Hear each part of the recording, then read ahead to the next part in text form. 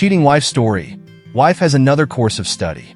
Couples were scattered around, and once my eyes adjusted to the light, she leaned in and kissed me. It was unexpected, and my heart raced. I can't overstate how amazing that night was. It ended with us standing outside her dorm room, locked in a warm embrace. That's when Moss found us and dragged me back to the car. Hey, how was your day? You were having a relaxing time of the day and remembered Reddit cheating stories. Thanks for that. Get ready for today's new cheating story. It's shocking and also makes the people involved lose faith in love. Never did I imagine my world would fall apart in a single moment. But then I saw the photos. My wife, Paige, wrapped in another man's arms, smiling as if I didn't exist. She lied to my face, said it was just a study group. But the truth? It struck harder than I could have ever imagined. In that dimly lit bar, she wasn't studying. She was betraying me. I'm not the kind of man to just forgive and move on. No, I'm going to make her feel every ounce of pain she's inflicted on me. This isn't heartbreak. This is war. Chapter 1. A surprising conflict. I walked back to my desk, my steps feeling unsteady. It took a few minutes in the quiet of my cubicle to collect myself. Somehow, I managed to stay composed during the meeting, and I don't think anyone noticed how shaken I truly was. But inside, Paige had no idea, though. I had learned to hide my feelings when I was young, and over the years, I had become quite skilled at it. Maybe that was what got me through this moment. As I settled into my chair, I glanced at the reports scattered on my desk. On top of the pile lay the newspaper, open to the horoscopes. Mine had been circled.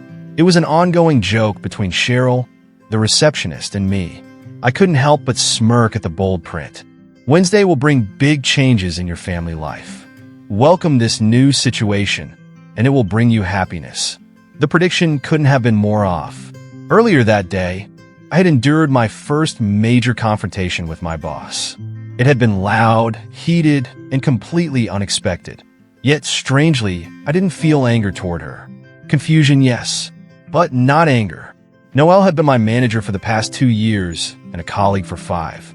She had always been supportive, and I had thrived under her mentorship, earning promotions and accolades along the way. Her disappointment in me felt like a foreign concept, one I couldn't easily accept. Her sudden frustration was unlike anything I had seen before. I had been preparing for an important presentation when she confronted me over something trivial, failing to check the availability of a small, non-essential item. Her criticism felt misplaced, and I calmly pointed out the actual issue, but her sharp words lingered. When she questioned whether I was even suited for my role, it cut deeper than I wanted to admit. Her words didn't align with the Noelle I knew. Something else was clearly going on, something unrelated to work or me. Once I realized this, I decided I couldn't just leave things unresolved. After a long pause in our conversation, I excused myself, knowing she needed space. It was hard for me to accept that Noelle and I could be at odds. We had always been aligned, both professionally and personally. She had guided me when I first joined the company, and over time, she had become more like a sister than a mentor. I trusted her implicitly, and I had no reason to believe she felt any differently about me. The tension gnawed at me throughout the afternoon. By lunchtime, I couldn't take it anymore. I went to her office. Her door was closed, a rare occurrence. I knocked firmly and entered when she called out. She sat at her desk, her elbows resting on its surface and her head cradled in her hands. Her usually composed demeanor was gone. She looked up briefly as I entered, her face a mixture of regret and fatigue. Before I could say anything, she spoke first. "Peter, I'm so sorry. I didn't mean what I said. It wasn't fair to you." Then she started to cry, and tears flowed down her face as she looked down. I suddenly found myself kneeling beside her. I thought about comforting her with a gentle gesture, but decided to just speak softly near her ear instead. "Hey, I'm okay. I could tell something was wrong. Do you want to talk about it?" "No," she said. "I know you want to help, but it's not something I could talk about with you." "I don't mean it like that," she added. She tried to meet my eyes then, but she was fidgeting with her wedding ring. "I'll be fine in a moment. You don't need to stay." "Sam," I said. She closed her eyes and I understood. Maybe it was a birthday or an anniversary. or a song that reminded her of her late husband. Whatever it was, it brought back memories, and I was the one she could open up to. Perhaps that was part of our friendship. Please go home. I'm okay here. You should take care of yourself. Do you want me to drive you? Who says I'm going home? She shot back, looking at me with a determined stare. I wasn't in the mood to back down, so I replied in the same tone. I did? Or, do you want to hear that from Sanderson? I said it jokingly, but I knew it would have an effect. Sanderson was our branch manager and her boss. She didn't want him involved in her personal life. I could tell that mentioning his name made her reconsider. Her expression changed, and I could see it. Is there someone I can call for you? You shouldn't be alone. I can leave too if you want. Noelle looked at me surprised, as if I had suggested something unexpected. Clearly, she wasn't looking for company at her home. I can call my mother. She's there now, and I can get home myself. She stood up, signaling for me to rise too. Our offices were in downtown Philadelphia, and both our homes were within walking distance. It was about a 10-minute walk to her place. I would have been happy to walk her there if she had been more open to it, but I understood her need for space, so I didn't press further. I worried about my friend. She was strong and had a lot of good qualities. I had learned a lot from her over the years, and our time together was very important to me. She was a great manager, a fantastic salesperson, and a true friend. It amazed me how she managed to do such a good job while maintaining boundaries with upper management. In her job, she was respected by her customers for being honest and upright. She never took shortcuts to make a sale, didn't exaggerate what her products could do, and always kept her promises. When she was promoted to management, many of our biggest clients refused to work with anyone else. They wanted her as their salesperson. Because of this, she was the only manager I knew who still had direct clients. As a manager, she was brave. I had seen her stand up to Sanderson about customer issues many times. That was quite an achievement. Sanderson was a strong leader who didn't tolerate mistakes and expected clear communication. Most managers were afraid of him, but Noelle was different. Because of this, he respected her. My friend had one major challenge: her late husband, whom she still grieved deeply. He had passed away 5 years ago, but it was only in the last year that she began to show signs of healing. I took pride in helping her move forward during our late-night talks. It took a long time to encourage her to be more stylish and friendly with her coworkers. Those who worked under her adored her, but others sometimes found her hard to read. While she mostly wore pantsuits, occasionally she would wear more feminine outfits. She also started to wear a bit more makeup, smile more, and join in on light conversations.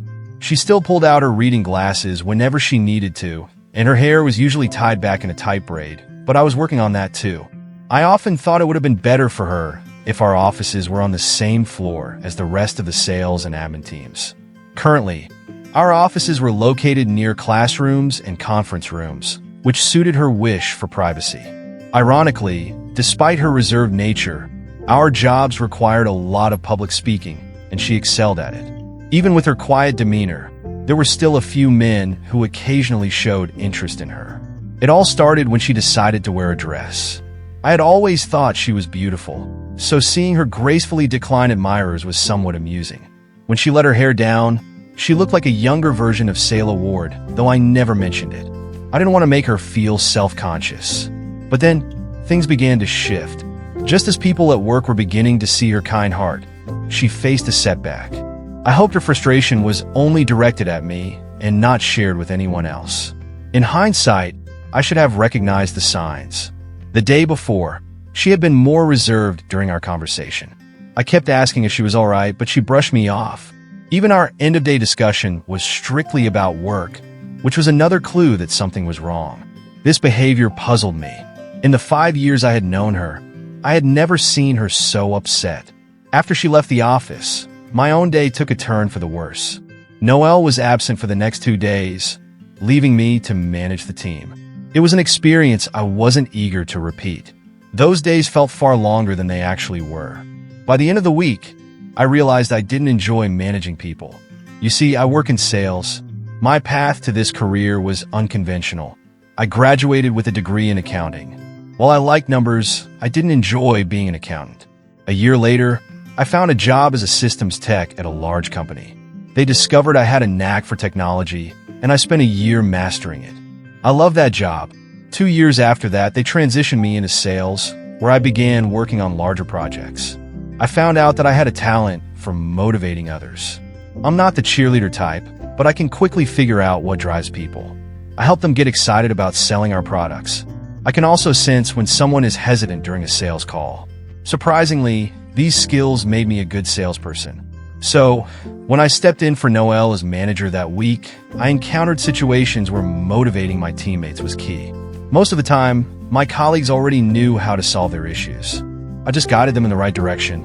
That part of the job was enjoyable because I felt prepared and performed well. What I wasn't ready for was the sheer number of meetings. The constant requests for meetings over minor matters were exhausting. I hated the office work and was shocked at how much of it accumulated in just 2.5 days. Many decisions made by management should have been handled by employees. The root of the problem often boiled down to trust. Management didn't seem to trust us, which resulted in a complicated system bogged down with paperwork. Big organizations often lose sight of what truly matters, drowning it in bureaucracy. By late Friday, I couldn't wait for Noelle to return. I called her several times during the week to check in, but didn't share much about work. Hearing her familiar voice was a relief. We even managed to laugh about some amusing disagreements she had with her mom. Looking back, I realized that if I hadn't been so consumed by work, I might have missed important issues in her personal life. Chapter 2. Another course of study. On Tuesday of the following week, I was busy preparing for an important meeting with high-profile guests like CIOs, CFOs, and CEOs. The keynote speaker was an economist with specific requirements for how he wanted the room arranged. I had just finished rearranging the tables to accommodate the new setup. This layout would allow for only 20 people, but each person would have plenty of space for their materials. I chuckled to myself, thinking about how I had ended up moving furniture. I figured this was part of the job description that said, and other duties as required, something they hadn't mentioned during the interview. As I tested the projector, my phone rang. Hello, Peter speaking. Mr. Stewart? I immediately recognized the voice of Tim Sullivan, our intern from last summer. He had just returned to school, so I was surprised to hear from him. Tim, how are you? And please just call me Peter. What's going on? Peter, are you in the center? I need to see you about something important. Sure, I'm here. I'm setting up for a meeting tomorrow, so I'll be around this afternoon. Do you want to talk now? No, it's not something we can discuss over the phone. It's something I need to show you. Okay, you could send it to me. It's not that simple. Do you have time around for? I can bring it to you. I could sense the urgency in his voice. Tim was usually calm, which was why we'd asked him to return for a second summer. If he needed my help, I was happy to make time. 4 works for me. I'll see you then, I said. Thanks, Peter. I wish I didn't have to be mysterious, but it is important. No problem. Bye. After putting my phone back in my pocket, I noticed someone moving near the doorway. Noelle walked in, her eyes scanning the room to assess the changes I'd made. My face must have betrayed something unusual because she asked, "Is everything okay?" Yes, I replied, quickly putting on a smile. I just got a call from Tim Sullivan, that's all. Tim? How is he? She asked, a rare smile forming on her face. Noelle rarely smiled at work unless she was with Tim or me. He's doing well as far as I know. He plans to stop by this afternoon. Please tell him I said hello if I don't see him later. I will. Noelle left as quietly as she had entered. She had a reputation for being extremely detail-oriented, and her presence here was her way of ensuring everything was prepared for our guests tomorrow. It wasn't a judgment of my work. It was just her style. While some of my coworkers found her intimidating, I always enjoyed her company. The rest of the day unfolded as usual. A little after 4, the receptionist paged me to say Tim was in the lobby. I went out to greet him. Tim approached with a smile that didn't seem entirely natural. There was worry in his eyes, and I couldn't figure out why. Whatever brought him here, it felt serious. Hi, Tim. How can I help? I tried to sound reassuring. Peter, can we use one of the small meeting rooms? I need to show you something, and it's something just for you. I led him to the first available room. I stepped in first, and he followed, closing and locking the door behind us. He set his backpack on the table, sat down, and pulled out a large brown envelope. Handing it to me, he said, "I'm sorry this is so dramatic, but I think you'll understand once you see this." I opened the envelope and pulled out 4 large photographs. As I examined the first 2, I placed them on the table in front of me, studying each one closely. My vision started to blur, and I blinked several times. I exhaled deeply, a mix of emotions swirling within me. The photos show my wife with another man. They were sitting at a bar, positioned at a distance from the person taking the pictures. Although the images were slightly blurry, the content was unmistakable. In the first 2 photos, the man's hand placement suggested a level of familiarity. They leaned into each other, and my wife's arm was wrapped around him, creating the impression of an intimate connection. The remaining photos depicted them with an undeniable air of closeness. It was evident these weren't just casual interactions. Once my vision cleared, I looked up at Tim. He was watching me closely, his expression full of concern. "How did you get these pictures, and when were they taken?" I asked, surprised by the shakiness in my voice. "I work part-time at a restaurant on Penn's campus at night," he began. "About a week ago, I was serving a table of 6, a couple celebrating their engagement with friends. They were sitting in the main dining room near the bar. There was a girl in that group taking tons of pictures, blocking the aisle. When I asked her to clear the way, I noticed your wife and another man in the background. I recognized her immediately." He paused, gauging my reaction before continuing. I let her keep taking pictures, but explained what was happening. Then I offered her $20 to focus on the couple by the bar. I stepped out of their view while she took the shots. She emailed them to me the next day. "I was hoping it wasn't your wife. I'm really sorry. How long were they there?" I asked. "At least a couple of hours," Tim replied. They seemed very engaged with each other the whole time. Tim's eyes showed genuine concern. He had met Paige several times. The first time when she picked me up from work last summer, and more recently at a farewell dinner for him at Noelle's house a month ago. Paige had chatted a lot that evening, talking about going back to school for her MBA. I looked closely at the photos again. Who was the man with her? I didn't recognize him. He was casually dressed in jeans and a jacket, his light blonde hair neatly styled, suggesting regular salon visits. Next to Paige, he looked much larger and likely taller. Paige was 5 feet 9 inches, so I guessed he must be around 6 feet 4 inches. He seemed to be in his late 20s, about my age or maybe younger. The pictures showed an unmistakable closeness between them. They appeared completely absorbed in each other, indifferent to their surroundings. They seemed like they had arrived together. A sudden wave of pain hit me, sharp and unexpected, like a punch to the stomach. I winced and pushed back from the table, feeling slightly dizzy. My ears rang, and for a moment, I struggled to regain my focus. Tim must have noticed immediately. "Peter, are you okay?" His voice pulled me back to reality. I nodded, trying to steady myself. "Yeah, I'm okay," I said, though I wasn't sure if I believed it. "Do you still have the email with the pictures?" "Yes. I couldn't delete them before we met. Can you send them to me?" "Here's my personal email address," I said, scribbling it on a notepad. Before he could respond, I pulled $30 from my pocket. "Here," I said, offering it to him. He hesitated. "I don't want to take your money," he said. "I don't think I should." "That's not true," I replied firmly. "You need the money, and I wouldn't feel right if you didn't accept it. You paid $20 plus the printing costs. $30 should cover it." Tim must have realized I wouldn't back down, so he accepted the money, grabbed his bag, and headed for the door. "I've got to get to work. My shift starts in an hour." I nodded. I would have offered him a ride, but Paige had the car.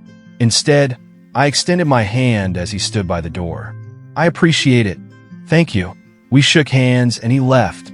I was alone with my thoughts and worries once again. Tim had said the photos were taken last Monday. I tried to recall that day with Paige, but my mind came up blank. I had been so focused on work that I couldn't remember much about her. Paige had come home late that Monday night after I was already in bed, so we didn't talk until the next morning. She told me she had a study group that lasted until nearly midnight. She looked tired, and I believed her. She was nervous about going back to school and seemed to study constantly. I looked at the pictures again. How could she do this? Why did she think it was acceptable to betray me? How long had it been going on? Would she ever confess? Was she serious about this other man? Then it hit me. While we missed each other that Monday night, on Tuesday, she came home an hour later than I did. That evening, I had tutoring at the high school and typically got home around 9 p.m. Paige didn't return until after 10 p.m. When she walked in, she seemed hurried and not particularly happy to see me. Her demeanor shifted as bedtime approached, becoming uncharacteristically warm and affectionate. That night, we shared an intimate moment, and she was unusually eager. I was the one who eventually said I was too tired to continue. If Paige was being unfaithful, she was excellent at hiding it. Based on her behavior, I wouldn't have suspected anything. The rest of the week was uneventful. Most of the phone calls she received were from her sister Dana or her mother, though there were also a few telemarketers. She could have made other calls while I was out, but opportunities for that were limited. I thought back on the rest of the week. We went out for dinner on Friday and visited her parents on Saturday. There were no arguments, no tension, and no particularly close moments beyond that one night. Our physical relationship had become irregular over the past year. I attributed that to our discussions about starting a family and Paige's focus on her studies. Our plans for children were on hold while she worked toward her degree. If we did have kids, it would be a long time from now. I had stopped bringing it up. 3 years ago, when I first mentioned wanting a family, Paige soon announced she wanted to return to school. I pushed my dreams of children aside. Kids? What was I thinking? At this point, it seemed unlikely we'd have children, at least not together, especially if those photos meant what I feared. But maybe I was overreacting. Perhaps the pictures didn't signify a serious relationship, only a fleeting mistake. It was just a kiss. Maybe she wasn't deeply involved with this man. Perhaps it was something new. The photos were troubling, but perhaps we could work through this. I had to trust that Paige would be honest about her relationship. Without trust, I wasn't sure what I would do. I'd always believed betrayal marked the end of a marriage, but thinking about it happening to me was unsettling. Another troubling thought struck me. The photos revealed something most people wouldn't notice. My wife, though loving at times, rarely displayed affection openly. Aside from our early days of dating, public displays of affection were not her style. She often joked about it, calling it trading spit. It was a quirk I'd grown accustomed to in our marriage. Yet here she was sharing a moment of connection with another man. Was he invading her personal space? It didn't seem that way.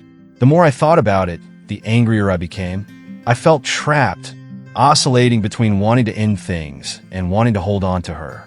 I understood that being married to someone in graduate school came with challenges. Many couples struggle when one partner is consumed with schoolwork, leaving the other to shoulder more responsibilities at home. Friends had warned us about this. I had expected Paige to be busy with her studies, putting in 50, 60 hours a week, plus additional time in study groups. We had talked about this and prepared for the challenge. Paige had promised to communicate openly if any issues arose. Since it was late September, I kept thinking it was far too early for us to have problems, especially problems like this. I could bring up the pictures with her, but I didn't have clear evidence of another relationship. She might even laugh if I mentioned the kiss. Still, I knew I had to talk to her. If I could look her in the eyes, I might uncover the truth. But something held me back. It felt too soon, like I needed more information about both of them first. It also troubled me to think I hadn't noticed her unhappiness. I felt exhausted. I would have done anything for Paige. I often agreed to what she wanted, and looking back, it seemed like my entire marriage had been about me accommodating her wishes. The last 3 years proved how devoted I was to her. When she wanted a bigger apartment, we moved, not once, but twice. When she thought my old Chevy wasn't good enough, we got a new car. Teaching didn't excite her anymore, so she decided to go back to school. I supported her and even helped pay for her education. When she needed a car for classes, I gave her mine and took the bus or walked. Her decision to change careers was the hardest for me to accept, but I remained her biggest supporter. When she considered getting an MBA, I encouraged her and helped pay for tutoring. I spent many evenings preparing her for the entrance exams, helping her feel more confident when doubts arose. I saved for over 2 years to cover her tuition and bought things for our home that she felt we needed. Thinking back on all my sacrifices, I realized I was placing too much of my dissatisfaction on her shoulders. It wasn't fair to blame her entirely for how I felt. She hadn't forced me into those choices. Paige expressed her desires gently. I was the one who embraced her ideas. She was my wife, and I wanted her to be happy. It was something I was glad to do without any pressure. As her husband, I felt responsible for her happiness. But now I wondered if I had been too eager to please. Relationships are rarely perfectly balanced. Sometimes one person gives more than the other. Paige and I weren't competing. We were trying to build a life together. But a good relationship should involve both partners giving their all. I had given everything, but it didn't feel like she was doing the same. My love for her felt tangled and complicated. It wasn't my pride that hurt, it was my heart. I felt sadness for the dreams I had lost because of her, dreams I thought we had shared. Did Paige see my willingness to support her as a weakness? Did my way of loving her contribute to her choices? I hope not. If she had misunderstood my intentions, I didn't know how to fix that. I loved her deeply, and if given the chance, I would have made the same choices again. Trusting someone you love is an essential part of any relationship. Normally, I avoided strong emotional reactions, but now I was overwhelmed with conflicting feelings. I reminded myself of the consequences of acting on those emotions. My life would change forever, and the risks weren't worth it. But thinking through my frustration helped ease the ache in my chest. I had so many questions, but no clear answers. Nothing made sense. I couldn't understand my own thoughts about Paige. They didn't align with who she was. My questions spiraled endlessly, leaving me feeling stuck. When I finally looked up, it was 5:30 p.m., half an hour after work had ended. The door opened, and Noelle walked in. At first, I barely registered her presence. The photos remained on the table. I should have put them away, but I wasn't focused on hiding my feelings from her. It felt selfish, and I regretted it almost immediately. The photos were too compelling to ignore. She stood behind me, silently taking in the scene. Minutes passed in quiet until I heard her take a deep breath. "Come on, let's get out of here," she said firmly. "My mom is cooking dinner. There's always room for one more." I turned to see her face. I'm not sure what expression I wore, but she seemed startled. I softened and finally replied, my voice quieter than I intended. "I don't have any plans. Your offer sounds nice." With Noelle leading the way, we walked out of the building and into the underground area connecting the nearby offices. A few minutes later, we reached the parking garage and got into her car. I don't recall much of the ride. Neither of us spoke until we were seated and I settled into the passenger seat. "You know you don't have to do this. I might not be good company tonight," I said, offering a half-hearted warning. "Don't worry," she replied. "My mom's cooking will cheer you up, and if that doesn't work, she won't let you feel bad." "Your mom cooks for you?" I asked, trying to shift the conversation. "Yes. You haven't met her yet. She's been living with me for a year and a half." I knew Noelle's mother was a widow, just like her. It made sense for them to support each other. "Really? I didn't see her at Tim's farewell dinner. I've been to your house several times in the last 18 months and never saw her. She and my aunt were on a cruise the week of Tim's party. I pity the captain, though. Having my mom on a ship must have been an adventure. You should ask her to show you the pictures. Other times, she usually stays out of the way when I have company." I smiled at her explanation. Noelle looked a bit self-conscious after saying it, and an awkward silence crept in. "It's okay," I said, hoping to reassure her. "Please don't worry about tiptoeing around me tonight." A few minutes later, we arrived at her townhouse garage. Noelle lived in the Fairmont area, close to the art museum. Her home was a modern 3-story townhouse with a garage, terrace, and a balcony off the guest room. This was my 4th or 5th visit this year, and each time, I felt like I could have chosen the same layout and decor. She'd shown me around a couple of years ago, and the whole space felt warm and inviting, with large windows letting in natural light and warm colors throughout. Each room felt like a retreat. Being there was like stepping away from the tension of my marriage into a completely different space. Besides the charming decor, there was a delightful aroma coming from the kitchen. After guiding me to the main living room, Noelle excused herself and went upstairs. As I sat on the sofa, a woman entered from the back of the house. I stood to greet her. She appeared to be in her mid-40s, far too young to be Noelle's mother. She was slightly shorter than Noelle, petite, but with a covey figure. Her cheerful smile made it clear she was indeed Noelle's mother. You could see where Noelle got her looks. They shared the same serious eyes, and her hair had the same shiny black color. However, the similarities ended there. Her mother's outfit was more tailored, and she carried herself with a relaxed confidence. It seemed like a promising glimpse of Noelle's future. Even though she was likely 20 years older than me, I found her presence captivating. To my embarrassment, I realized I was blushing.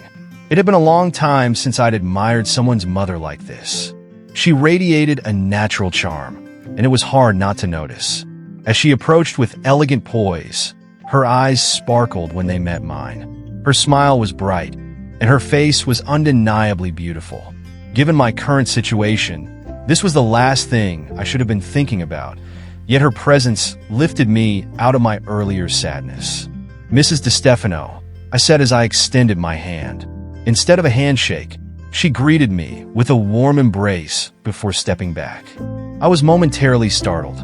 "Actually, my name is Rogerio. DeStefano is Noelle's married name, but you can call me Muriel. Welcome to our home. You must be Peter," she said, her voice melodic. "Yes, ma'am," I replied, surprised that she recognized me. She must have noticed the confusion on my face because she quickly explained.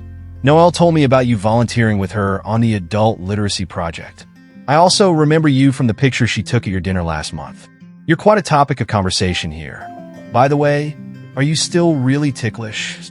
The last part came with a playful smile. I couldn't help but laugh at her question. When I was new on the job and Noelle was my mentor, we played a game. We had to share something personal that not many people knew about us. I told Noelle that I was very ticklish. It was surprising that her mother remembered it 5 years later. Our conversation flowed easily, and Mrs. Rogerio was delightful company. Her quick humor and joyful laughter made me smile. Noelle was right. Within minutes, I had forgotten my worries and was completely absorbed in listening to her mother's stories about her cruise adventures. What a lively and wonderful woman. Her enthusiasm was infectious, making it feel like I was right there with her, enjoying the sights and experiences she described. When Noelle returned to sit next to me, I hardly noticed her at first because I was so captivated by her mother. It wasn't until after dinner, when her mother went to the kitchen to make coffee, that I realized Noelle had changed into more relaxed clothing. "How are you feeling now?" Noelle asked as we settled back onto the sofa. "I feel much better, thank you. You were right about your mother. She has a way of lighting up the room. We should bring her to our branch meetings to liven things up." Noelle smiled at my comment, but quickly shifted to a more serious tone. "Peter, do you want to talk about what's bothering you? If not, that's okay. We don't have to." I felt calmer now, almost like I was observing my feelings from a distance. "I don't want to talk. I need to," I admitted. I shared with her the details of Tim's call and how he had obtained the pictures. There wasn't much to say. It seemed clear my wife was being unfaithful. "So you don't know this man?" Noelle asked. "No, that's just one of the many things I don't understand. Honestly, until those pictures, I never thought Paige would do something like this. It didn't even cross my mind. The pictures don't tell the whole story, Peter. They might be taken out of context. Before you act on how you feel, it's important to talk to Paige. But make sure you're calm and collected first. Right now, I'm really not in the mood to talk to her," I said, feeling drained even from the brief conversation. "You'll keep your cool when you see her tonight, won't you? If you're unsure, maybe you should stay somewhere else. Your dad lives nearby, right?" That question snapped me back to attention. I'd already thought about it. Hurting Paige wasn't on my mind anymore, and I quickly told Noelle that. "No, I need to be home. She's not in any danger from me. I wouldn't hurt her. I just want answers." "I can't believe you asked me that.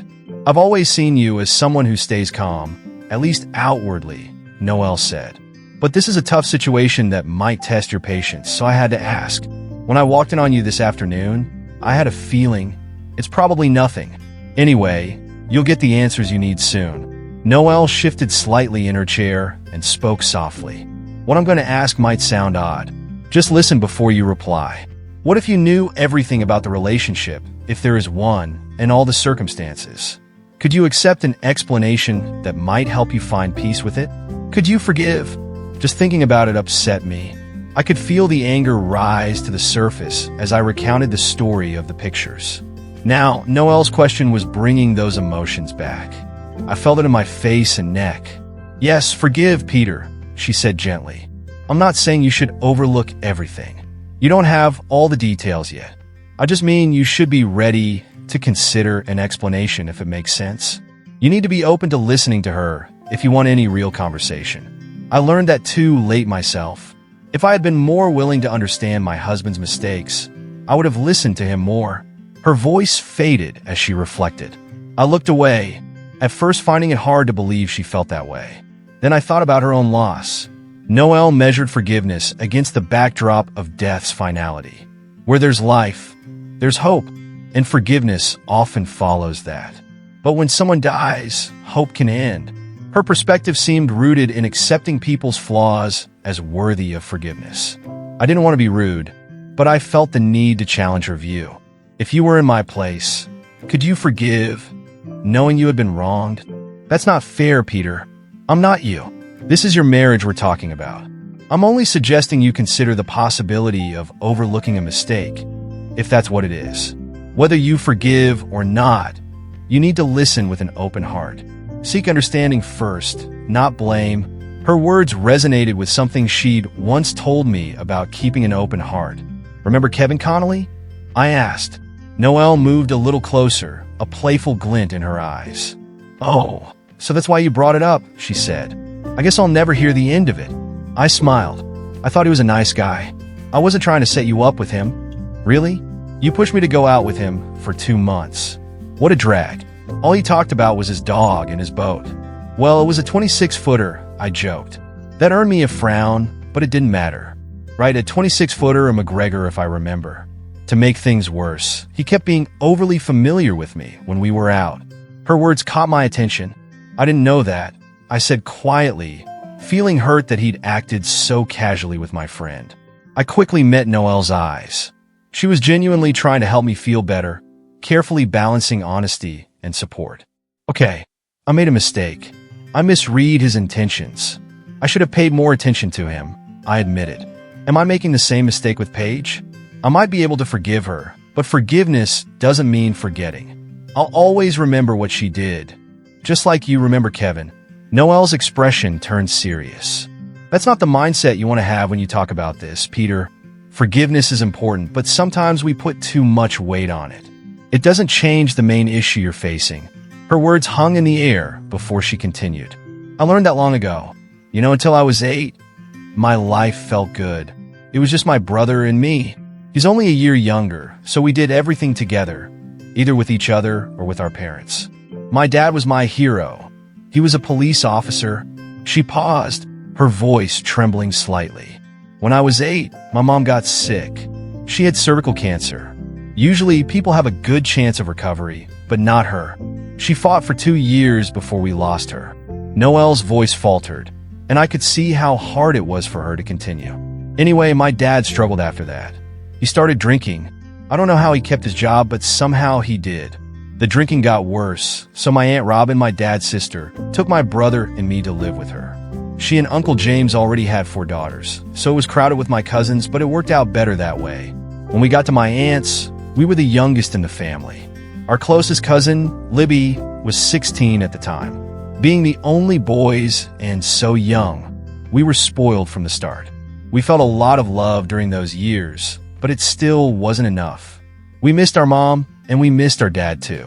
It took my father 3 years to stop drinking, 3 years to remember that his sons were hurting too. I know it was hard for him. He came for us right after I turned 13. After that, we lived with him, so I know about forgiveness. During that time, I've been staring at my lap, not really facing Noelle. When I finally looked up, I gazed deeply into her eyes. What I saw, there was kindness and something I couldn't quite identify. Somehow, I felt a small smile appear on my face. This woman was not the issue, and here I was pouring out my troubles to her. She was my friend. Suddenly, I felt bad for my earlier thoughts. I knew her well. I couldn't imagine her acting in a way that would upset me. That was part of why I was so unhappy with my wife. Before I could continue, Mrs. Ruggiero entered the room with a coffee service. We paused our conversation to get our drinks. One sip, and I was impressed yet again by her cooking. She had made real brewed coffee, not the kind that came from a machine. Mrs. Ruggiero was quickly becoming quite the appealing person in my eyes. "Mrs. Muriel, this coffee is the best I've ever had," I said. "Thank you, Peter. I'm glad you like it. I'll leave you two alone now. I know you have a lot to discuss," she replied. Muriel started to walk toward the stairs. I glanced at the grandfather clock and saw it was almost 10 o'clock. Since it was getting late, I figured she was probably getting ready for bed. "Thank you, Peter. You just made Mom very happy," Noelle said. "We don't often have guests in our home unless they're family. She really likes you. Fresh coffee is usually only for relatives." "I'm in it," I replied. "And please tell her that the meal was one of the best I've had too. I don't know how you managed to stay so fit with her cooking." "I should go. We got an early start tomorrow," I added while standing up. Noelle stood as well and briefly left the room. She returned with my jacket.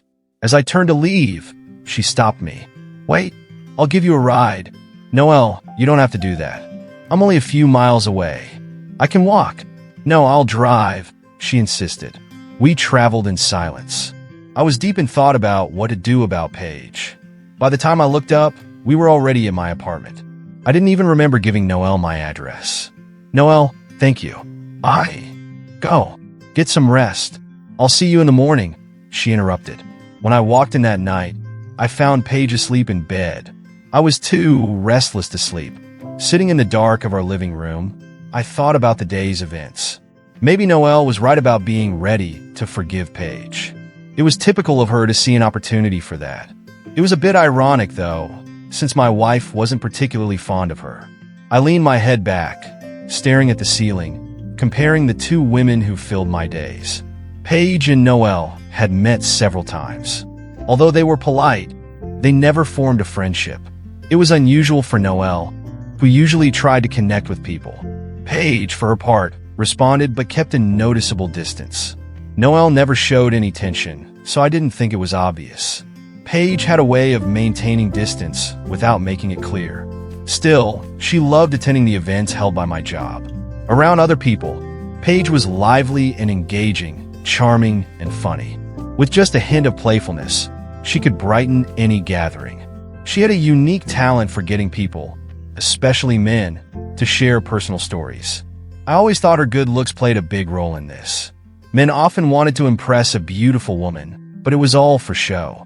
When we got home, she would joke about my coworkers. I didn't like her comments and told her so, but she kept doing it as if I'd never said anything. However, she never criticized Noelle, even though I could tell she didn't like her. At first, I thought Paige might be a bit jealous of my friend. She didn't have many close female friends and seemed wary of women in general.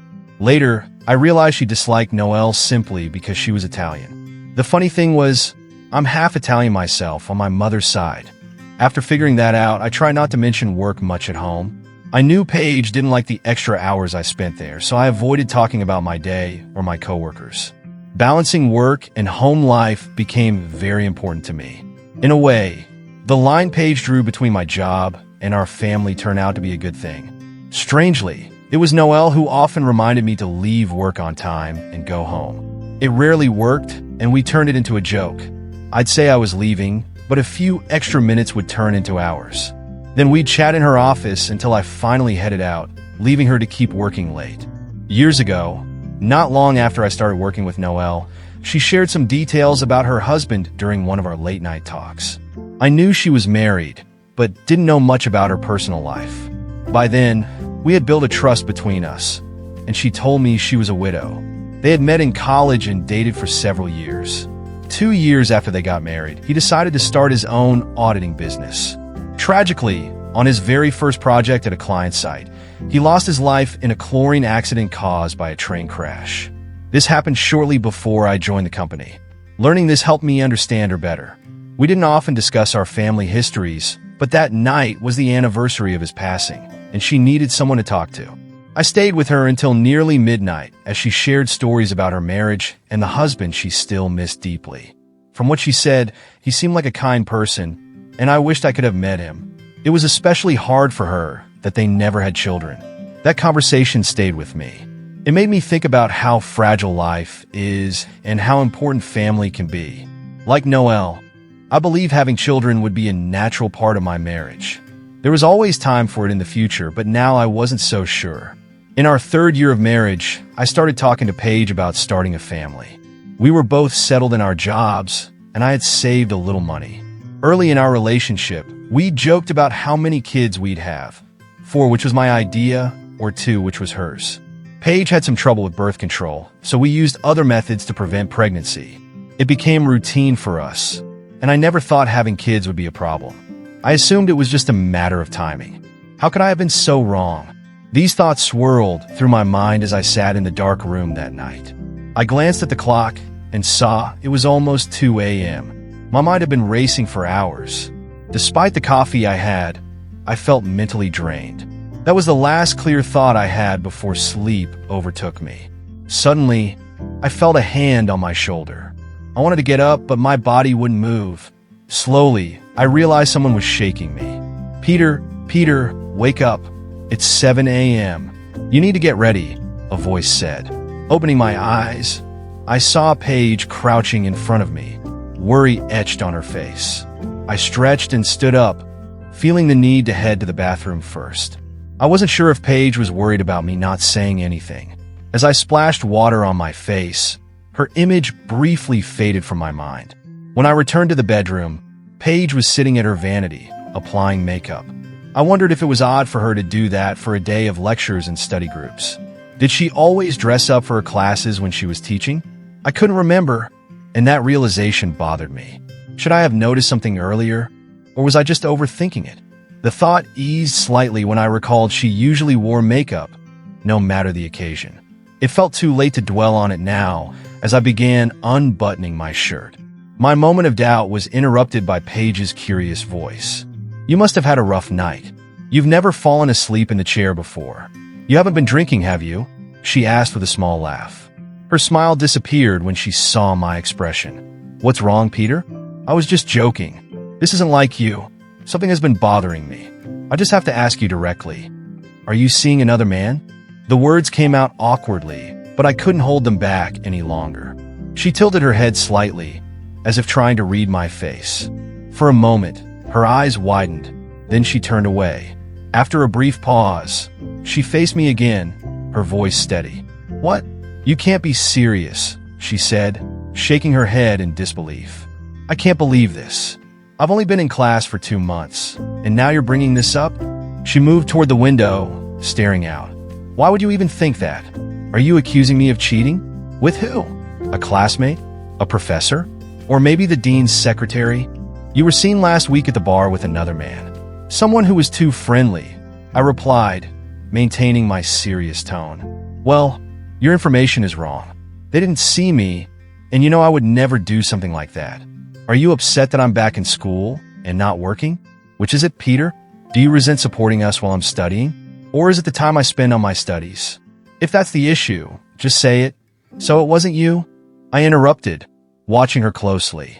Her makeup, though carefully applied, didn't soften the fierce look she gave me. I felt like we were teetering on the edge of a massive argument. I decided to back off before things escalated further. I'd gotten the answer I needed. Without another word, I went into the bathroom and closed the door behind me. On autopilot, I took a quick shower and shaved. When I came out, Paige was gone. I heard her moving around in the kitchen as I got dressed, and then the front door shut. She had left without saying anything. She lied. Maybe I was foolish to expect the truth, but I felt I deserved it. I didn't want her to make me feel guilty for asking. Yet she had looked me in the eye and told a lie. That simple act of dishonesty hurt more than if I had caught her with someone else. It left me shaken. Somehow I pushed those feelings aside. I had responsibilities to handle that day and other tasks demanding my attention. That morning, I chose to walk to the office, needing the movement to clear my head. The half-hour walk, though accompanied by drizzle, helped me feel more grounded by the time I arrived. The meeting with the executives went smoothly. All the invited guests showed up, and the presentations were well received. The audience asked insightful questions, and by the end, we had several promising leads. It was a clear success. As I returned to my desk, I was surprised by how easily I'd set thoughts of my marriage aside for those few hours. I was skilled at compartmentalizing different parts of my life, much like sections of a ship. If one area faced trouble, the others could remain intact, keeping everything afloat. My partner deceives me, my marriage is in trouble, but I keep moving forward. The idea brought a small smile to my face. But people aren't like ships. Not all compartments function independently.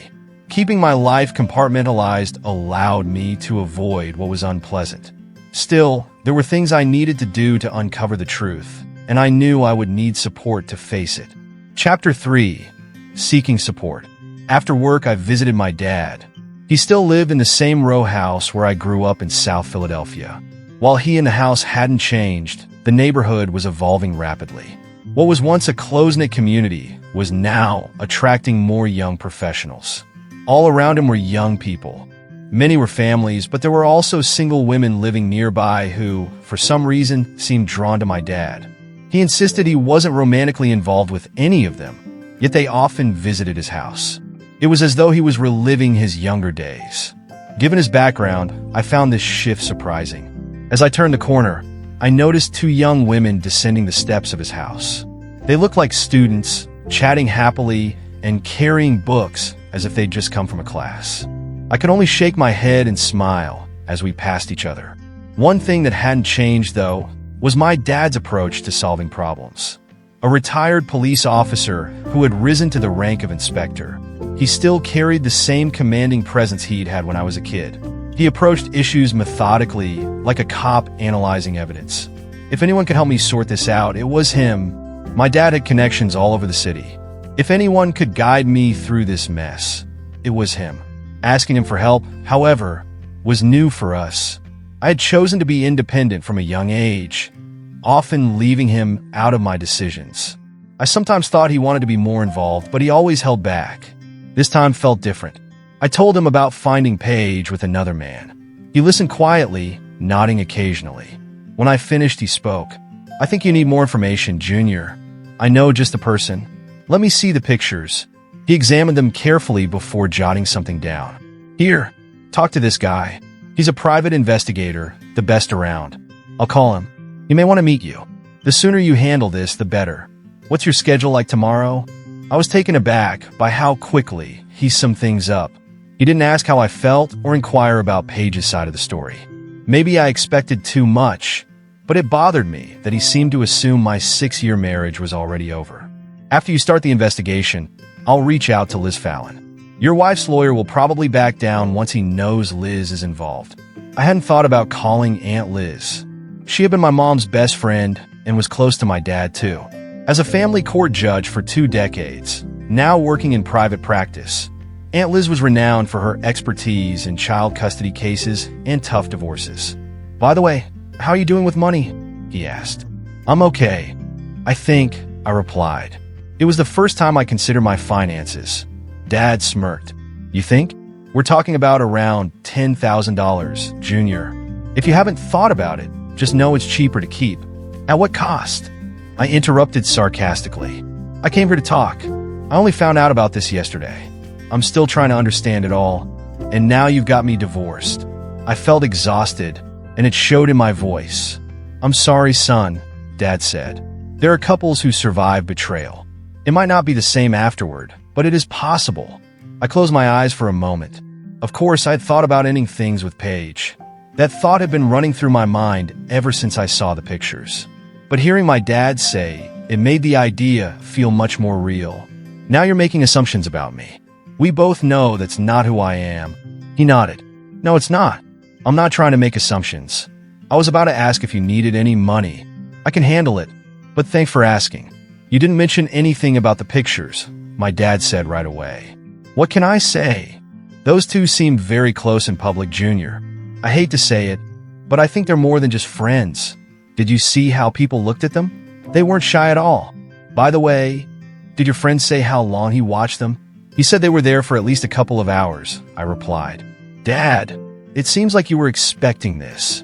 I was, my dad said as he got up and went to the kitchen, leaving me to think about what he just said.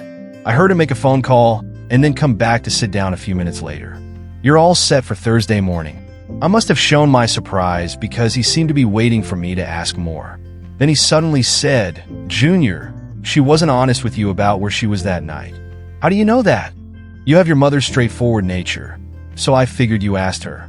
If you hadn't, you wouldn't be coming to me," he said confidently. Then he added another thought.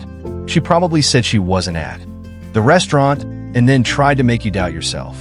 You caught her off guard. She feels guilty. If she wasn't, she wouldn't have felt the need to be misleading. Sure, she can have a drink with a friend, but clearly there's more to it. I hope you didn't tell her about the pictures." "No, I didn't mention them." "Good.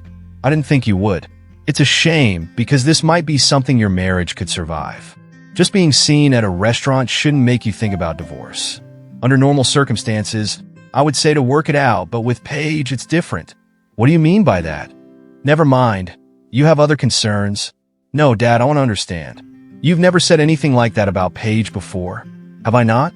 Remember over a year ago when you told me she was going back to grad school and I asked if you two discussed it? You said you had and that you had a plan for finances. I remember that conversation. It was the first time you asked about my finances. Why is that important? You mentioned you had some savings, but I wondered about Paige's share. You avoided my question. Later, you mentioned that she was upset about having to take out loans, especially if they were in her name, even though you promised to help with the payments. Do you remember that talk?" I did remember that day with my father. It felt awkward to answer his questions then. It was almost like he was interrogating me. He didn't have the right to ask about our relationship. Our family finances were not something to discuss openly. Back then, I didn't realize he was trying to make a point. What surprised me was your decision to move to a nicer apartment just months after committing to graduate school. Don't get me wrong, it's a lovely place, but I knew it cost a lot. Was that Paige's idea? I shook my head. His take on things felt unsettling, but true. I guess now I look foolish. I just wish I knew why she did this. Don't let it bother you. You might never find out. When I was working, I encountered many situations like this. Sure, I often saw couples at their worst, but I've learned that people stray for various reasons.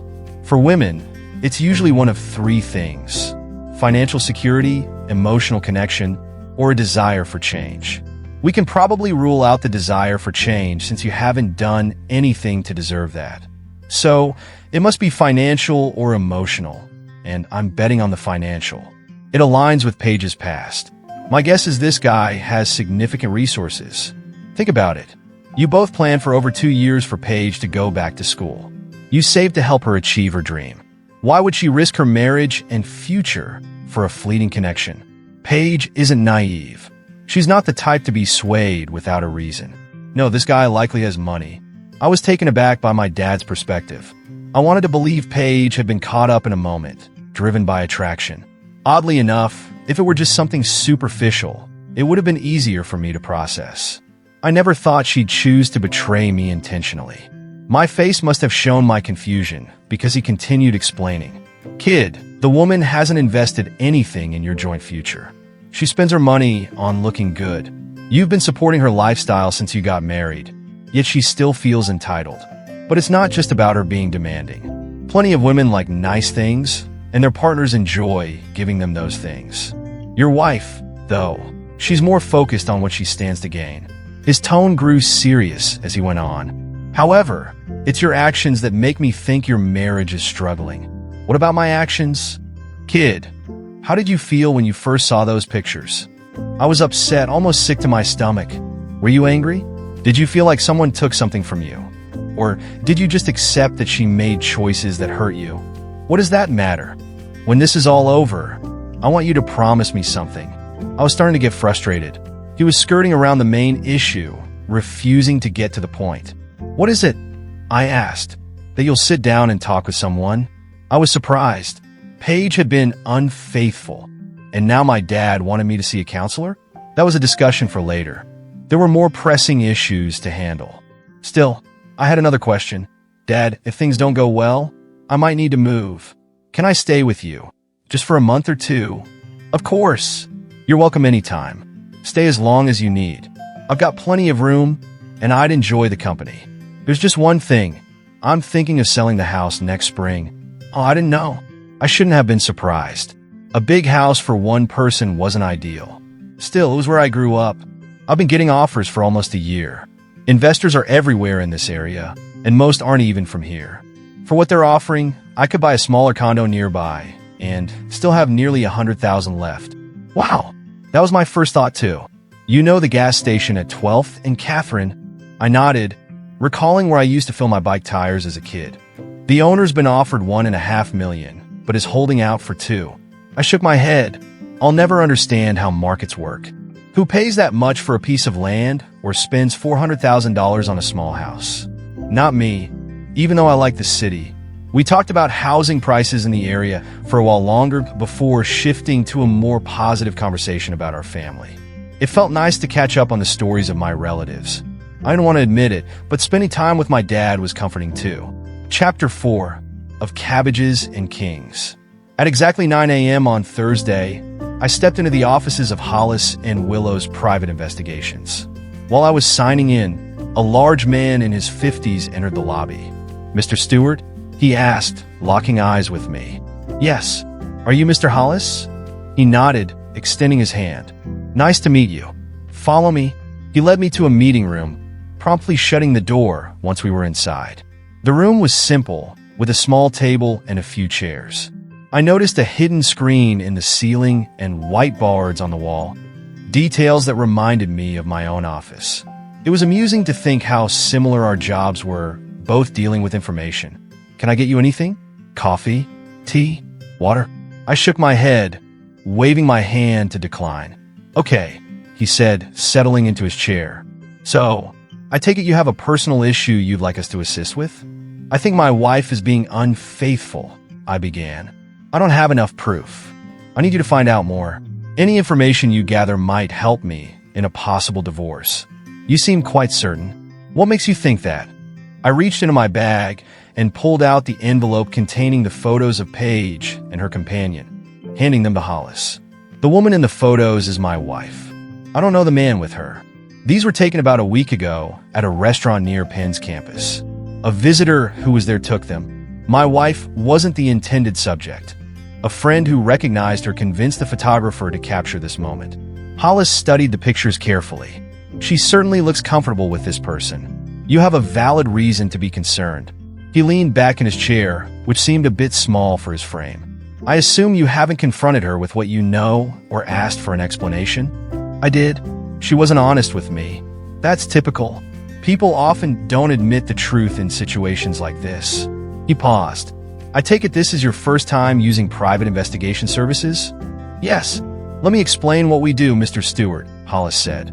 "Unlike many of our competitors, we handle a significant number of infidelity cases. Most of our clients are women seeking clarity about their partners, but we've seen a rise in male clients recently. Whatever the case, you should know that our investigations provide solid evidence.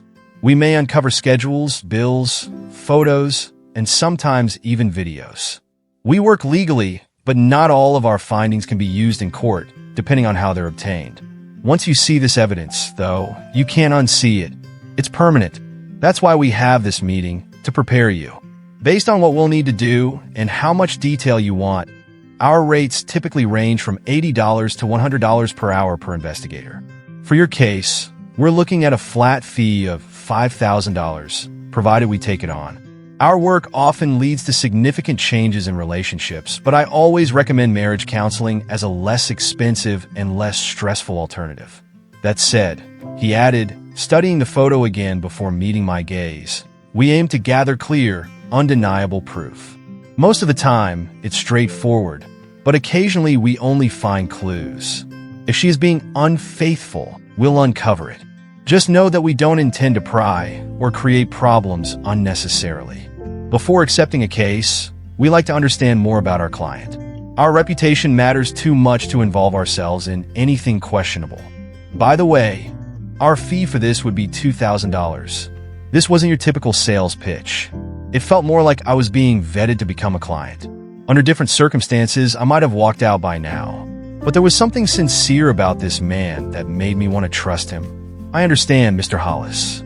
If my wife is being unfaithful, I just want to move on, nothing more. I'm not interested in the other person. I don't plan on taking any action against him. Okay, I believe you, Hollis replied. But we may need to revisit this conversation once we've completed our work. Now, tell me more about your wife. I spent the next hour recounting my story about Paige, starting from when we first met. I talked about her decision to go back to school and the changes in her behavior recently. Sharing these feelings felt oddly therapeutic. There were things I hadn't admitted to anyone before. Hollis listened intently, taking notes as I spoke. When I finished, he leaned back in his chair. Are you really sure you want to go through with this? I'm sure. Let me clarify, he continued. I'm not just talking about the money. Based on what you've said, this investigation will likely take 3 to 4 weeks since the people involved are nearby, and we already have a lead. I'd like to set up some recording devices in your home. We just need your permission, but you should know these recordings might not be admissible in court. We can uncover a lot without needing a large team, but I need to ask, do you truly want to end things with her? This might just be a brief fling, and she could already regret her actions. After reading our report, you might not feel ready to forgive. So, do you still care for her? I don't usually ask personal questions, but since you came to us this way, I'm curious. That's a tough question, I admitted. If I can't trust her, it doesn't matter how much I care for her. Love isn't just about feelings. It's about actions. What kind of future could we have? No, betrayal is a deal breaker for me. I get how you feel, Hollis said, nodding. But this is all still new. You've only known about this for 2 days, 42 hours, to be exact. Maybe it would help to take a step back. I must have frowned because he shifted the conversation back to business. My secretary has some forms for you to fill out, and she'll schedule a meeting with my colleague. I have someone ready to start right away. I'll confirm his schedule before you leave. We'll meet again soon to discuss the findings. We shook hands, and the meeting ended. As I walked to my office, a deep sense of regret crept in.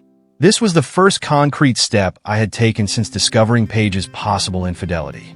It felt like stepping into a dark cave with no light. Paige had been such an integral part of my life. If she had been unfaithful, our marriage might be over. But what would life be like without her? By the time I reached my desk, I felt completely drained. Had I rushed into things? Maybe I should wait a few more days. I considered calling Hollis to put everything on hold. Noelle appeared at the corner of my desk as I was adjusting my chair. "Hi, Peter," she said. Her smile quickly faded when she saw my face. "You look really tired. It's 10:30. I bet you haven't had your coffee yet." I tried to return her smile, but I was sure she could see the trouble written all over my face. "You guessed it. I haven't had my coffee yet. I just met with a private investigator," I said. "Oh, let's go for a walk then." Instead of heading to the company cafeteria, we left the building. Noelle led the way through the bustling streets while I trailed behind, lost in thought. I noticed her outfit. It was different from her usual style, which made me feel uneasy. She was my friend, and I shouldn't be noticing her that way. Would I start viewing all my friends differently? Would I always see women through this lens now?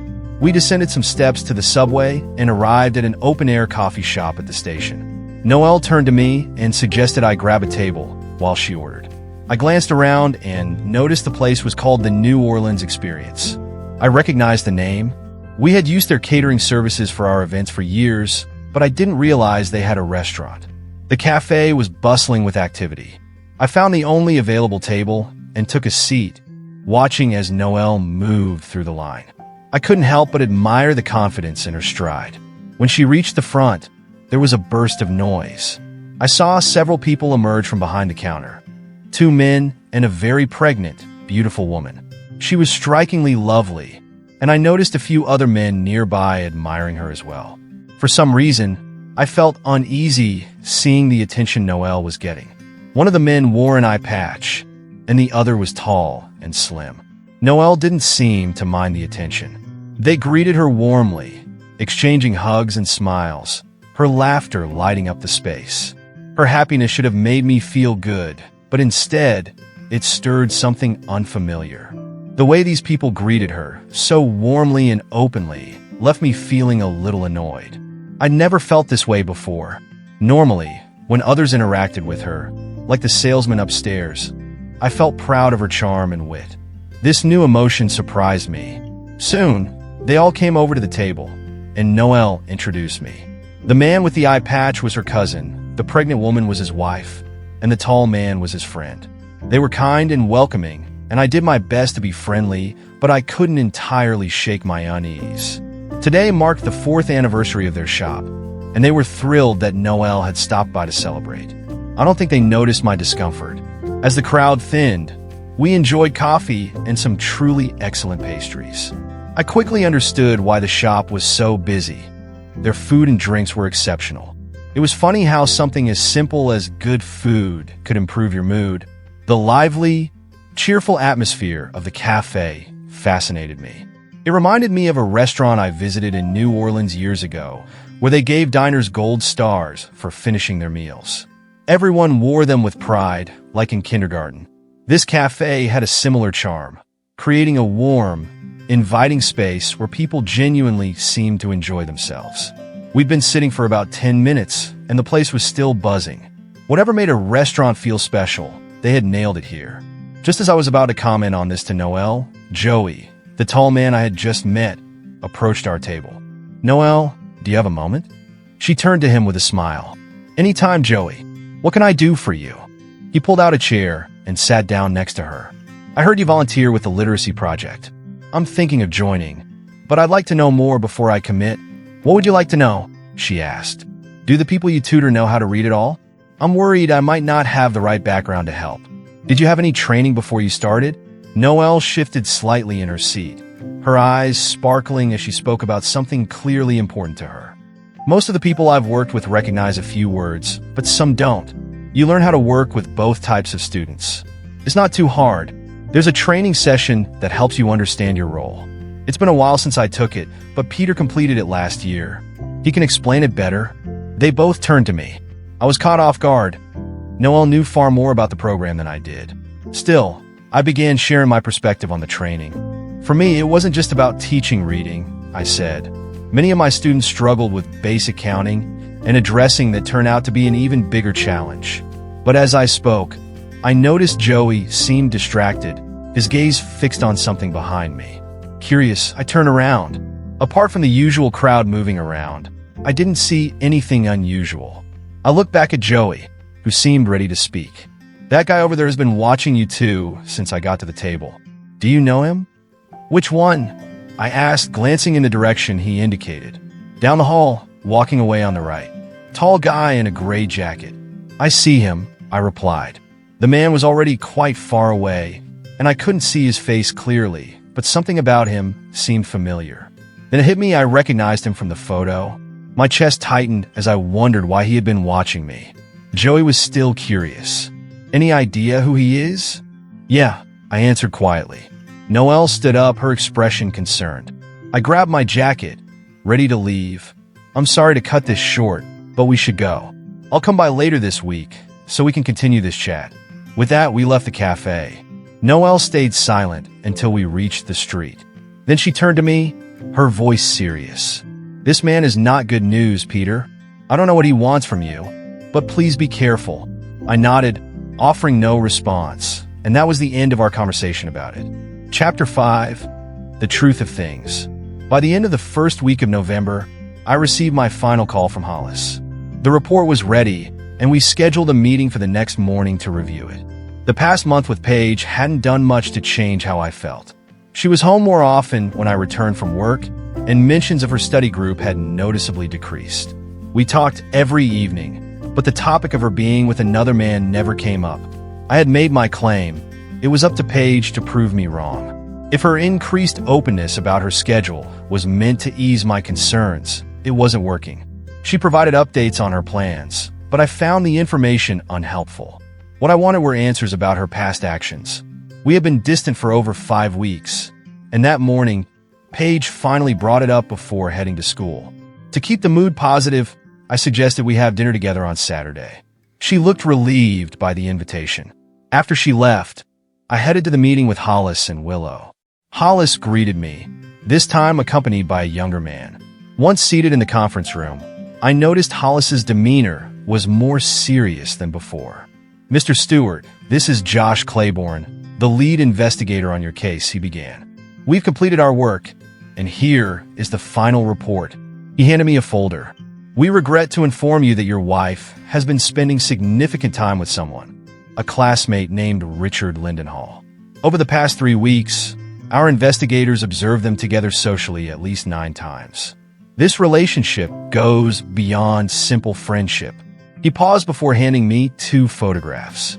This is a bit unusual, he continued, but on one occasion, we observed your wife and Mr. Lindenhall in a private area of a library. I took a deep breath as I accepted the photos. The weight of the moment hit me harder than I had expected. The first photo showed my wife smiling at Richard, her face full of happiness and warmth. In the second, they were standing close, their body language radiating familiarity and comfort. My chest tightened as I stared at the images, a wave of emotion threatening to overwhelm me. Hollis and Claiborne sat silently, giving me time to process. Finally, after several minutes, I found my voice. "Tell me about him," I asked softly. Hollis raised an eyebrow before replying. "Richard Lindenhall is a first-year graduate student, just like your wife. He's 25, married, and has a 2-year-old child. He comes from a wealthy family. His great-great-grandfather was a business partner of Joe Wharton. It's clear he comes from old money. His father is a senior vice president at Woolsey Company, the largest brokerage in the city. Richard worked there after earning his bachelor's degree, but his family arranged for him to attend Wharton for his MBA. From what we've gathered, those who know him don't think he takes his studies seriously. Instead, his focus has been on drinking and women. Currently, he lives in Gladwin, but keeps an apartment near the Penn campus. During the first week of our surveillance, he and your wife visited that apartment several times. How old is the child?" I interrupted, directing my question at Mr. Hollis.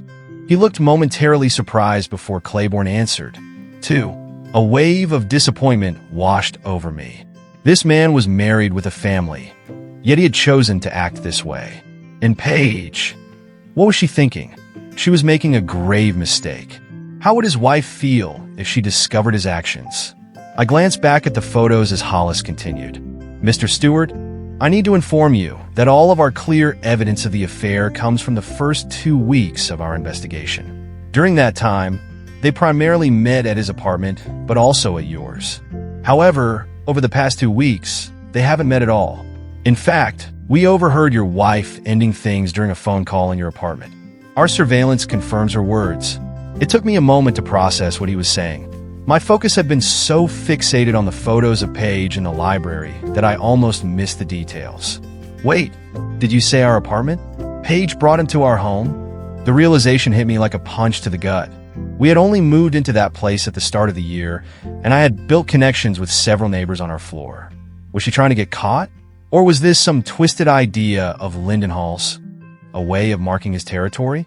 Had they fought and decided to take a break? Or was this truly over? I needed to know more. Can I hear the last recordings you have of them together? I want to listen to them after this. Of course, Mr. Stewart, Hollis replied, nodding to Claiborne. Claiborne pressed a button, and soon Paige's conversations with Lindenhall filled the room. Hearing their voices together felt surreal.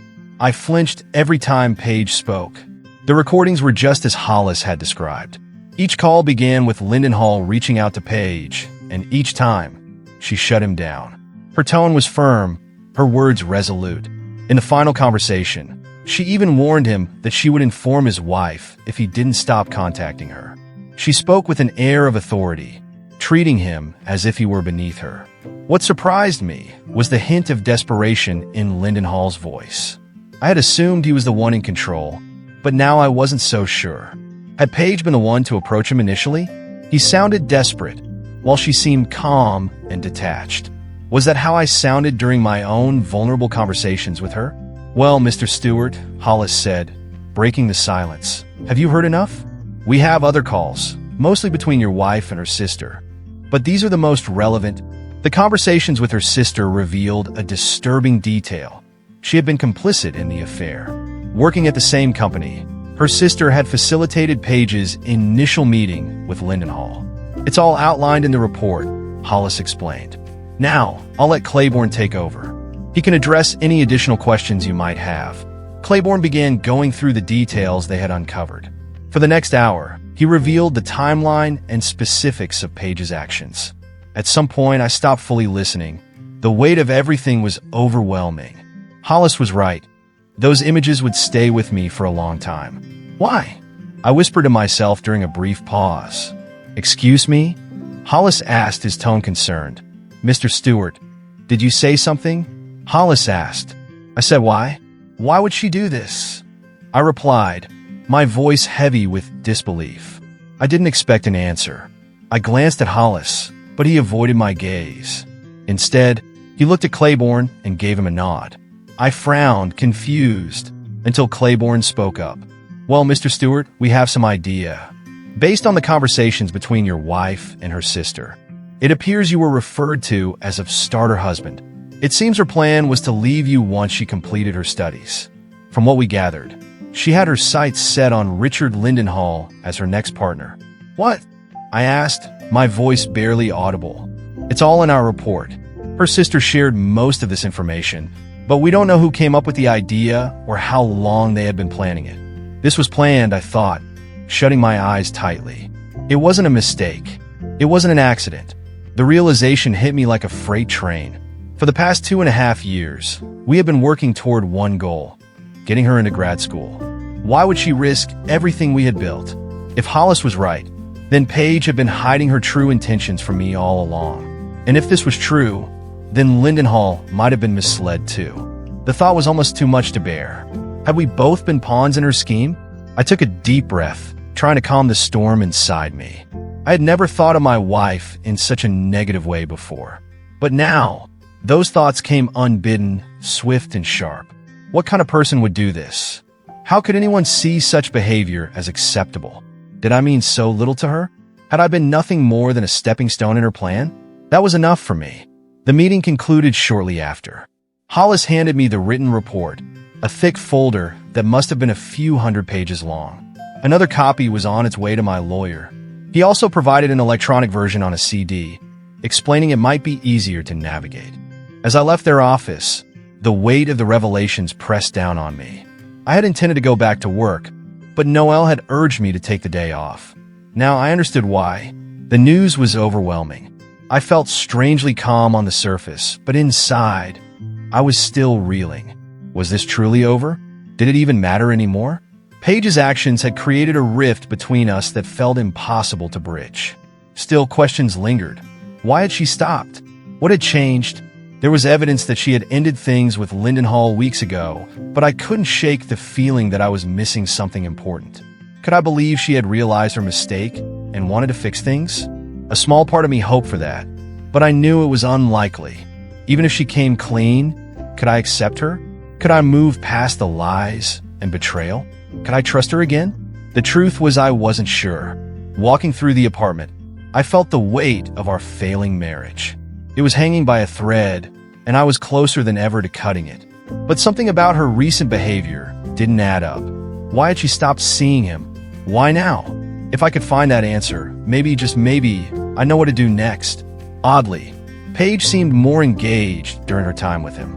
I noticed that we had been communicating more over the last couple of weeks, but it felt more like casual conversations with an old friend than the deep connection of a married couple. Recently, she seemed unusually anxious. When I asked her about it, she mentioned being worried about an upcoming case review. Then, a rash appeared on her skin, which I initially thought was stress-related.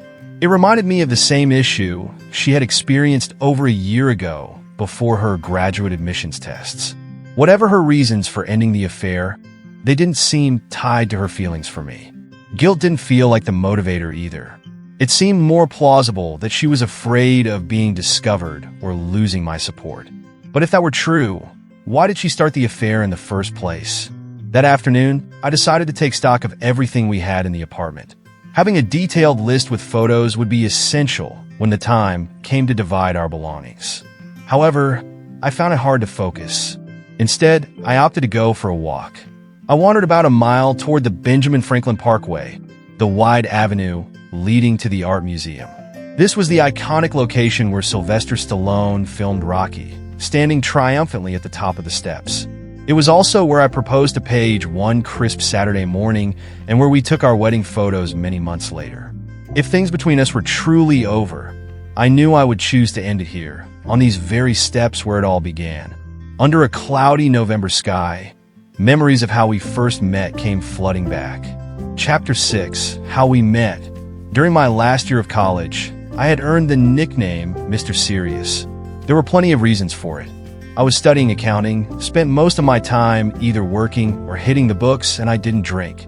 Most business students held jobs, but my lack of interest in drinking significantly limited my social life. To be clear, I wasn't a recluse. I went on dates occasionally, but never started any serious romantic relationships. Still, I made good friends from the people I dated.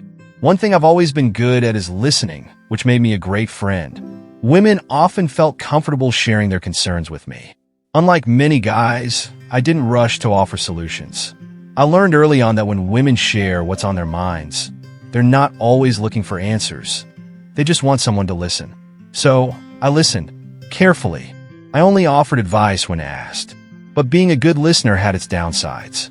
At 20, I had never been in a romantic relationship lasting more than a few months.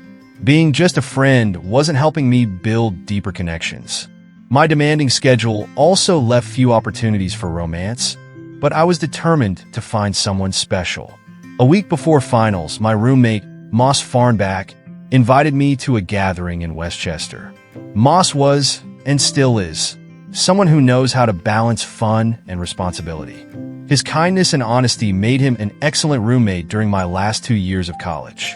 I decided to join Moss and 2 of his friends for the party, knowing I would be the designated driver.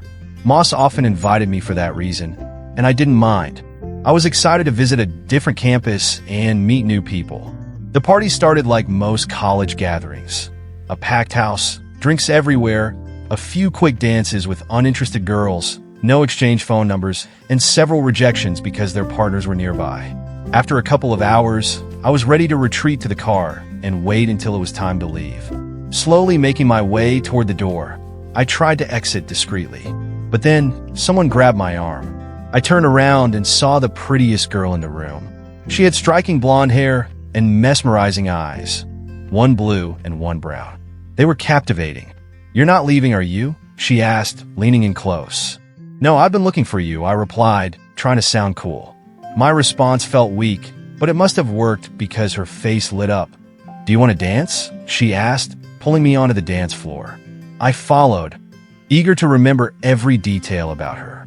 She was only slightly shorter than my 6 feet, her wavy blonde hair cascading over her shoulders and glowing in the dim light like a halo. She looked like she could be a model, especially in her stylish outfit. The song playing was upbeat and loud, and our dancing felt intense and engaging. It was different with her.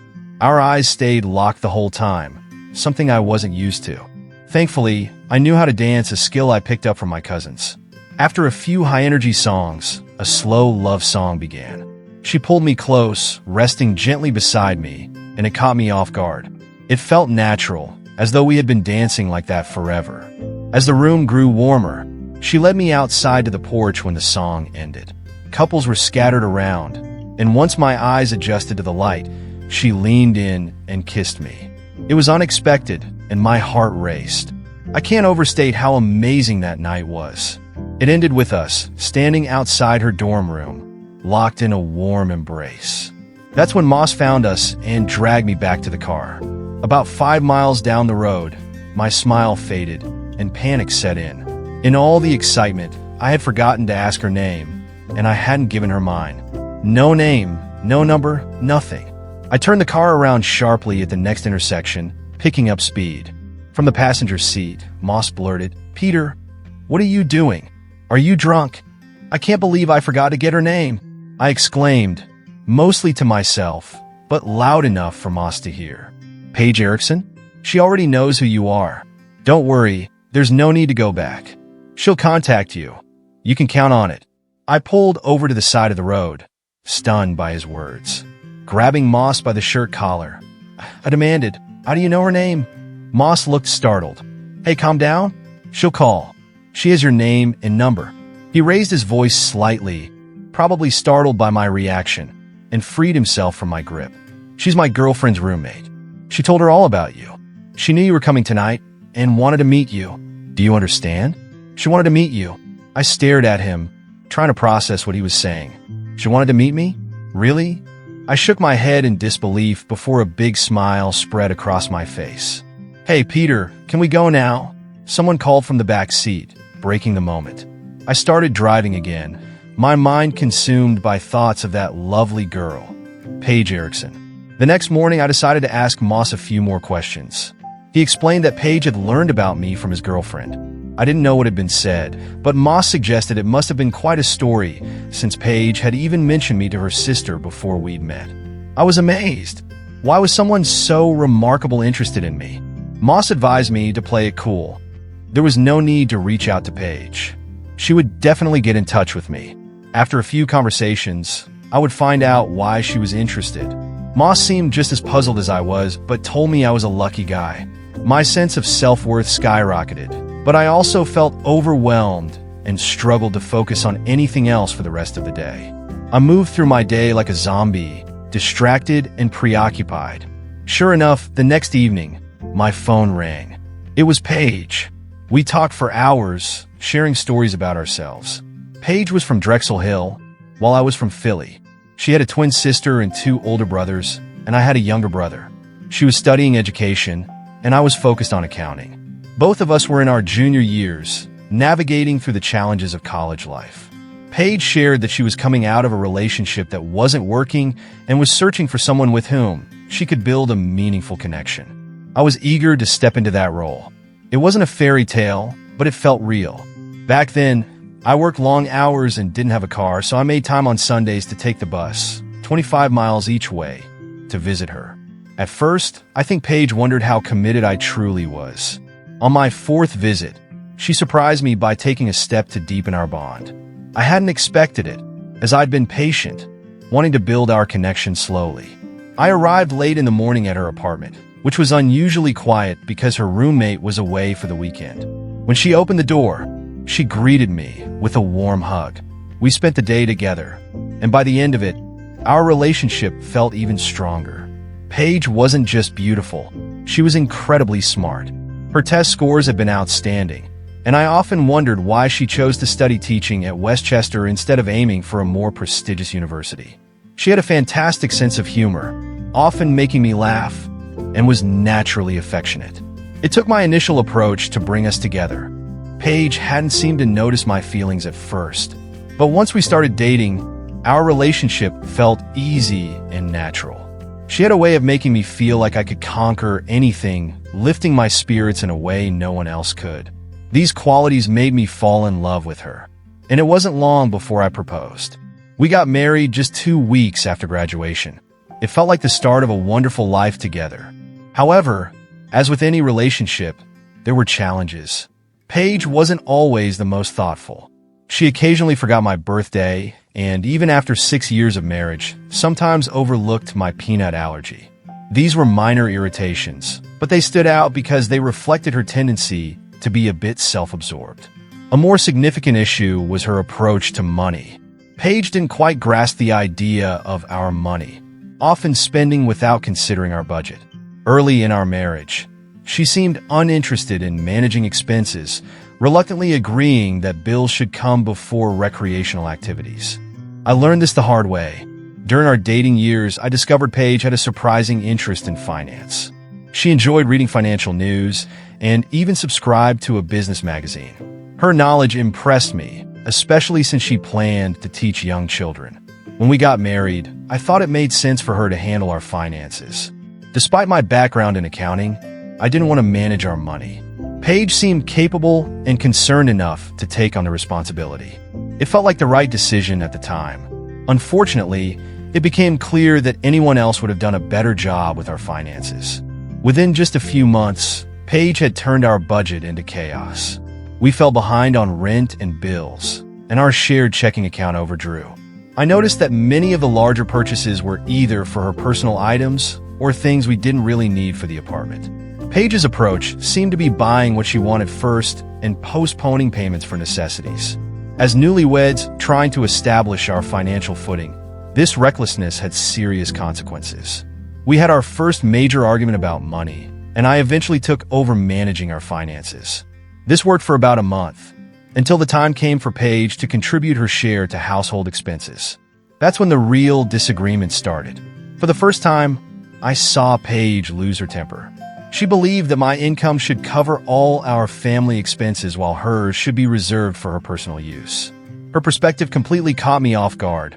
I tried to reason with her, but her viewpoint seemed outdated, as though it came from a different era. When I pointed this out, she became a little self-conscious and eventually softened her stance. While she did start contributing her share, I could still sense her lingering frustration. To ease the tension, I tried to make up for it by planning nice dinners at her favorite restaurants twice a month. This strategy worked better than logic ever could. Paige loved going out, and these evenings helped meet her social needs while smoothing over our disagreements. Paige was naturally friendly and had a charisma that made her approachable. I noticed this early in our relationship, and she even warned me about it. She told me that her open demeanor had caused problems in her past relationships. She reassured me that she was fully committed to me, and her actions supported that claim. Whenever we went out, she stayed close to me, and I noticed how quickly she turned down anyone who tried to approach her. Often, her rejections were so firm they left little room for misunderstanding. In the evenings, she would recount the pickup lines men had used on her during the day and share her witty replies. While it didn't happen every day, it was frequent enough to provide some amusement, and Paige seemed to enjoy telling those stories. By the time we got married, her consistent loyalty and the fact that she worked with young children eased my jealousy. Over the years, I grew comfortable believing she would never be unfaithful. That's why discovering her betrayal hurt so deeply. It felt like everything I knew about our relationship was crumbling. Why had she done it?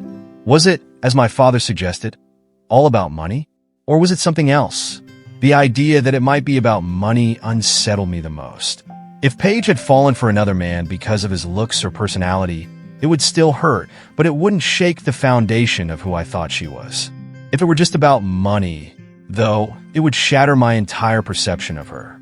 I found myself revisiting every memory of our relationship, questioning even the smallest things she'd done. It felt as if I was reconstructing the image I had of Paige, piece by piece. Lost in thought, I didn't notice the weather changing until a gust of cold wind jolted me back to reality. The temperature had dropped, and the wind made it impossible to stay seated on the granite steps. I knew it was time to head home. The truth was clear now. We needed to separate. There was no point in dragging things out any longer. Once I got home, I tucked away Hollis's report and decided to take stock of the apartment. I wanted to inventory everything we owned to prepare for dividing our belongings. After 20 minutes of searching, I realized just how little of real value we owned after 6 years of marriage. Many items held sentimental value, but there wasn't much we could sell if we needed to. After checking the living room and bedroom, I decided to quickly go through the other rooms before returning to work on a report. Paige arrived home late in the afternoon while I was still working in the living room. She seemed unusually cheerful and came over to greet me warmly. I responded in kind, matching her recent behavior of arriving home earlier and acting polite, if not friendly. If this was her attempt to reconcile after our argument a month ago, I decided to play along. It would give me more time until she received the divorce papers. Before I could say anything, Paige headed into the bedroom and started searching through the closet. From inside, she called out, "Dana and Rob want us to join them for dinner next Tuesday at Chops and Bala." I said yes for us. "Okay, what's the occasion?" I asked. "Rob was promoted to junior partner, and Dana wants to celebrate," she said, emerging from the bedroom. "Honey, can you help me with this zipper?" She leaned against me, and her hand brushed against my side unexpectedly, making me flinch slightly. She laughed. "Oh, are you ticklish?" I recognized her tone. Playful, almost flirtatious. It seemed like Paige wanted to reconnect. A few months ago, I would have been happy to oblige, but now, being near her felt complicated. "No, it's not that. I think I hurt my ribs yesterday while playing basketball. It's still a bit sore," I said, quickly coming up with an excuse. "Basketball?" she asked, raising an eyebrow. "Yeah, we had a game at the high school last night." Some of the guys wanted to play with their tutors before the adult literacy group graduates next week. I got bumped while trying to make a shot. It still stings. She turned to face me, her expression softening as she placed her hands gently on my face. That's too bad. Maybe we can play another time when you feel better, she said with a warm smile before retreating back to the bedroom. I watched her walk away, her steps light and playful, almost model-like. If only she were as dependable as she was beautiful, I thought bitterly. My earlier hope that she would one day be a good mother to our children now felt like a mistake. What was I thinking? At least my story about the injury bought me some time. If I knew Paige well, she wouldn't bring it up again anytime soon, and by then, the papers would already be served. I sighed, realizing I had another obligation to endure. Dinner with Rob and Dana. Rob, my brother-in-law, was often full of himself, and his wife, Dana, wasn't far behind. I knew Paige had a competitive streak with her twin sister, which added tension to their interactions. While Paige went to college, Dana had chosen to work straight out of high school. She was just as intelligent as Paige, which made me wonder why she didn't pursue higher education. Dana had married Rob a year before Paige, and I tied the knot. At the time, Rob had just finished law school. Now, he was a junior partner at one of the biggest firms in the city and never missed an opportunity to remind everyone of his success. Dana, older than Paige by just a few minutes, played the role of the bossy older sister with enthusiasm. She often dominated conversations and maintained a strong presence, thanks to her confident voice and striking appearance. With her blonde hair and polished demeanor, Dana easily commanded attention in any room. When I first met Rob, I found him to be charming and funny. He had a quick wit, a great memory for amusing anecdotes, and a knack for telling stories that kept everyone entertained. In the early months of our marriage, we became fast friends. But then, something changed. Rob had been more animated than usual, and Dana joined in, making sure to keep the spotlight on their successes. The evening dragged on with their stories of promotions, vacations, and plans for the future. I found myself zoning out multiple times, only snapping back when Paige nudged me or called my name to pull me into the conversation. She had been unusually affectionate all evening, keeping her hand on my shoulder or arm, leaning into me when she laughed, and glancing at me as if for reassurance. Her warmth felt almost genuine, but it only served to deepen my suspicion. If she was trying to act like the perfect wife, I wondered who exactly she was performing for, me, her family, or herself. When we finally got home, I was exhausted. Paige, however, seemed upbeat. She kicked off her shoes, flopped onto the couch, and smiled at me. "That wasn't so bad, was it?" she asked, her voice light. "Yeah, it was fine," I replied flatly, not bothering to mask my weariness. She frowned slightly, but didn't press further. Instead, she started tidying up the living room, humming softly to herself. Her energy and effort to act cheerful felt out of place, almost unnerving. I retreated to the bedroom, claiming I needed to review some notes for work, though in reality, I just needed space. As I sat on the bed, flipping aimlessly through some papers, I realized I was becoming a stranger in my own marriage. The warmth we shared earlier in the week had felt fleeting and fragile, quickly overshadowed by the weight of the investigation's findings. Every smile, every touch from Paige now felt like a test, a performance that I was forced to evaluate. Thanksgiving. By the time Thanksgiving arrived, I had begun to feel like a ghost in my own life. Paige seemed determined to create the illusion of normalcy, filling the house with the smell of pies, baking, and the sound of cheerful holiday music.